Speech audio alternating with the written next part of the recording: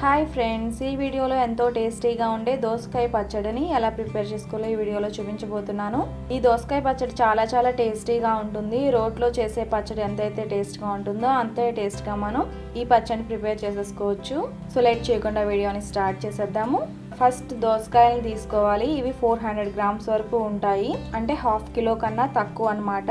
ఇలా దోసకాయలను తీసుకున్న తర్వాత వీటికి పైన ఉన్న స్కిన్ని పీల్ చేసేసేయాలి. ఇలా పీల్ చేసుకున్న తర్వాత వీటిలో ఉన్న సీడ్స్ని కూడా రిమూవ్ చేసేసేయాలి. ఈ పచ్చడి ప్రిపరేషన్ కోసం మీరు ఇవి సీడ్స్తో కూడా ప్రిపేర్ చేసుకోవచ్చు. మీరు ఇందులో ఉన్న ఈ గింజల్ని అంటే ఈ సీడ్స్ని తినగలిగితే ఇవి ఇలానే పచ్చడిలో వేసేసుకోవచ్చు. లేదు అంటే ఇవి సీడ్స్ని ఇలా తీసేసి కూడా పచ్చడి చేసుకోవచ్చు. నెక్స్ట్ సీడ్స్ని ఇలా రిమూవ్ చేసేసిన తర్వాత వీటిని చిన్న ముక్కల కింద కట్ చేసుకోవాలి.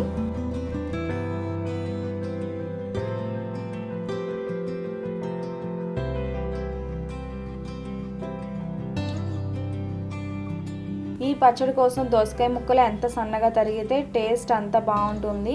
సో మీరు వీలైనంత సన్నగా ఈ ముక్కల్ని తరుక్కోవాలి. ఈ దోసకాయ ముక్కలన్నింటినీ కూడా ఇలా సన్నగా తరిగి పెట్టుకోవాలి. నెక్స్ట్ ఒక ప్యాన్లో ఆయిల్ వేసుకోవాలి. 3 to 4 టేబుల్ స్పూన్స్ వరకు ఆయిల్ని వేసుకుని ఆయిల్ హీట్ అయిన తర్వాత 1/2 స్పూన్ ఆవాలు, 1/2 స్పూన్ జీలకర్ర, 1 టేబుల్ స్పూన్ ధనియాలు, 2 టేబుల్ స్పూన్స్ పచ్చిశనగపప్పు, 1 టేబుల్ స్పూన్ మినపప్పు, అలాగే కారం కోసం పచ్చిమిర్చిని కూడా కట్ చేసి వేసుకోవాలి.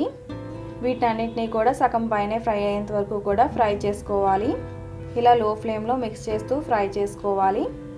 ఇందులో కారం కోసం ఓన్లీ పచ్చిమిర్చినే యూస్ చేస్తామండి. మీకు కారం కోసం ఎండుమిర్చిని కూడా కావాలంటే వేసుకోవచ్చు. కారం కోసం సగం పచ్చిమిర్చిని సగం ఎండుమిర్చిని కూడా వేసుకోవచ్చు. లేదంటే ఇలా ఓన్లీ పచ్చిమిర్చిని కూడా యూస్ చేసుకోవచ్చు.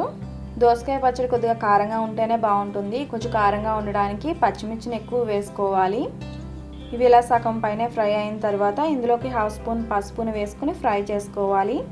పసుపు వేసిన తర్వాత ఒకసారి మిక్స్ చేసుకుని స్టవ్ ఆఫ్ చేసేసుకోవాలి. ఇది పూర్తిగా చల్లారిన తర్వాత గ్రైండర్ జార్లో వేసుకుని గ్రైండ్ చేసుకోవాలి. ఈ తాలింపుని 30 సెకండ్స్ పాటు గ్రైండ్ చేసిన తర్వాత ఇందులోకి కొద్దిగా వాటర్ని కూడా వేసుకుని బాగా మెత్తగా గ్రైండ్ చేసుకోవాలి. ఇలా గ్రైండ్ చేసుకున్న తర్వాత ఇందులోకి 1 టేబుల్ స్పూన్ వరకు చింతపండు గుజ్జుని వేసుకోవాలి. మీ దగ్గర ఇలా చింతపండు గుజ్జు లేనట్లయితే చింతపండుని కొద్దిగా వేడి నీటిలో నానబెట్టి డైరెక్ట్గా ఇందులో వేసేసుకోవచ్చు.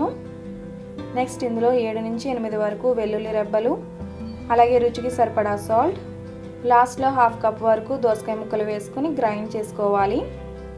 ఇది గ్రైండ్ చేసేటప్పుడు ఇందులో వాటర్ వేయాల్సిన అవసరం లేదండి. దోసకాయలో ఉన్న వాటర్ సరిపోతుంది. సో ఇలా మెత్తగా గ్రైండ్ చేసుకున్న తర్వాత మిగిలిన దోసకాయ ముక్కలు కూడా వేసుకోవాలి. దోసకాయ ముక్కలు అన్నీ పూర్తిగా వేసేయకుండా కొద్దిగా పక్కన పెట్టుకోవాలి. సో ఇలా దోసకాయ ముక్కలు వేసిన తర్వాత ఎక్కువసేపు గ్రైండ్ చేయకూడదు. జస్ట్ 10 సెకండ్స్ పాటు గ్రైండ్ చేస్తే సరిపోతుంది. సో ఇలా కచ్చాపచ్చగా గ్రైండ్ చేసుకోవాలి. ఇలా గ్రైండ్ చేసుకునే ఈ పచ్చడిని మళ్ళీ తాలింపు పెట్టుకోవాలి.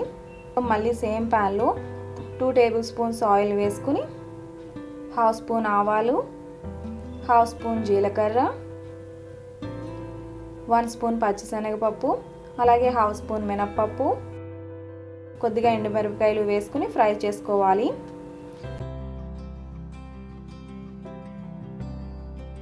ఇవి సగం పైనే ఫ్రై అయిన తర్వాత ఇందులో కొద్దిగా కరివేపాకు కూడా వేసుకుని ఫ్రై చేసుకోవాలి. కరివేపాకు కూడా ఫ్రై అయిన తర్వాత కొద్దిగా ఇంగువని కూడా వేసుకోవాలి. 1/2 స్పూన్ ఇంగువ వేసుకుని బాగా మిక్స్ చేసుకుని మిగిలిన దోసకాయ ముక్కలు కూడా వేసుకుని 30 సెకండ్స్ పాటు హై ఫ్లేమ్లో ఫ్రై చేసుకోవాలి. దోసకాయ ముక్కలు వేసిన తర్వాత ఎక్కువ ఫ్రై చేయాల్సిన అవసరం లేదు. నెక్స్ట్ ఈ ముక్కలకు సరిపడా కొద్దిగా సాల్ట్ కూడా వేసుకుని ఒకసారి హై ఫ్లేమ్లోనే ఫ్రై చేసుకుంటే సరిపోతుంది. దోసకాయ ముక్కలు 1 మినిట్ పాటు ఫ్రై అయిన తర్వాత గ్రైండ్ చేసి పెట్టుకున్న పచ్చడిని కూడా వేసుకుని బాగా మిక్స్ చేసుకోవాలి. పచ్చడిని ఇలా బాగా మిక్స్ చేసుకున్న తర్వాత లాస్ట్లో కొద్దిగా కొత్తిమీరని కూడా వేసుకుని స్టవ్ ఆఫ్ చేసేసుకోవాలి. ఈ పచ్చడి అక్కడక్కడ క్రంచీగా తగులుతూ అక్కడక్కడ సాఫ్ట్గా ముక్కలు తగులుతూ చాలా టేస్టీగా ఉంటుంది. ఈ రెసిపీని మీరు తప్పకుండా ట్రై చేసి మీ ఫీడ్బ్యాక్ని నాకు ఈ వీడియో కింద కామెంట్ సెక్షన్లో తెలియచేయండి. ఈ రెసిపీ మీకు నచ్చితే తప్పకుండా లైక్ చేయండి. ఈ రెసిపీ ఎవరికైనా హెల్ప్ అవుతుంది అనుకుంటే ఈ రెసిపీని మీ ఫ్రెండ్స్ అండ్ ఫ్యామిలీస్కి తప్పకుండా షేర్ చేయండి. మరిన్ని రెసిపీస్ కోసం నా ఛానల్ సబ్స్క్రైబ్ చేయండి. అలాగే తర్వాత వచ్చే బెల్ ఐకాన్ కూడా క్లిక్ చేయండి. Thanks for watching.